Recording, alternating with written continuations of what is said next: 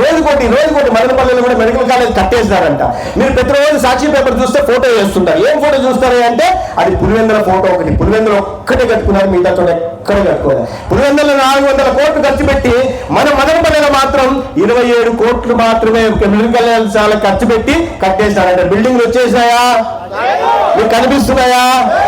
పక్కన మన మార్కాపురంలో అంతే, అక్కడ 25 కోట్లు ఖర్చు పెట్టారు. నీ పులివెందులకేమో ప్రజాస్వామ్యం 400 కోట్లు ఖర్చు పెట్టి మదనపల్లికి మాత్రం 27 కోట్లు మాత్రమే ఖర్చు పెట్టి నేను మెడికల్ కళాశాల కట్టేశాను అంటే మనం నమ్ముదామా?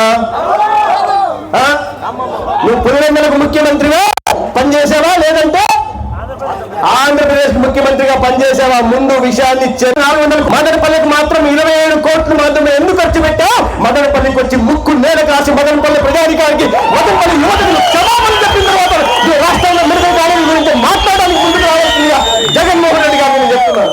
ఇటువంటి వ్యక్తి రోజు అప్పటి పిల్లలు తీసుకెళ్తున్నాడు. పిల్లలు ఎందుకు తీసుకెళ్తున్నాడు తెలుసా? వాళ్ళు ఎందుకు ఇవన్నీ చేస్తున్నాడు తెలుసా మీకు?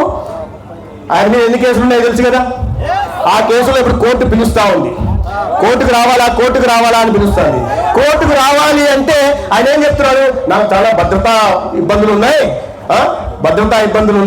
నేను వస్తే కోర్టుకి పాపం చాలా సమస్యలు వస్తాయి. అయ్యా నేను ఓడేమి సూర్యుతో కూడా కూర్చొని రావయ్యా అని నోడ అడుగుతున్నాడు. కానీ దాని బయటకు వస్తున్నాడే ఇంతవరకు. అయినా ఎవరో నెల్లూరు జైల్లో ఉంటే చూడ్డానికి పోయాడు, ఎవరో విజయవాడ జైల్లో ఉంటే చూడ్డానికి పోయాడు, ఎవరో రాజమండ్రి జైల్లో ఉంటే చూడ్డానికి పోయాడు, ఎవరో జైల్లో ఉంటే చూడ్డానికి వెళ్తున్నాడు, పరామర్శలకు వెళ్తున్నాడు. పరామర్శలకు వెళ్ళేవాడు ఎంతమందితో వెళ్తాం మనం? ఇప్పుడు నేను కూడా అడ్వకేట్ శివరామరెడ్డి గారి ఇంటికి పోతాను. అక్కడి నుంచి వస్తుంటే నాతో చాలా మంది ఉన్నారు కాబట్టి నేను ఇప్పుడు వద్దు మనోడు గారిని రిసీవ్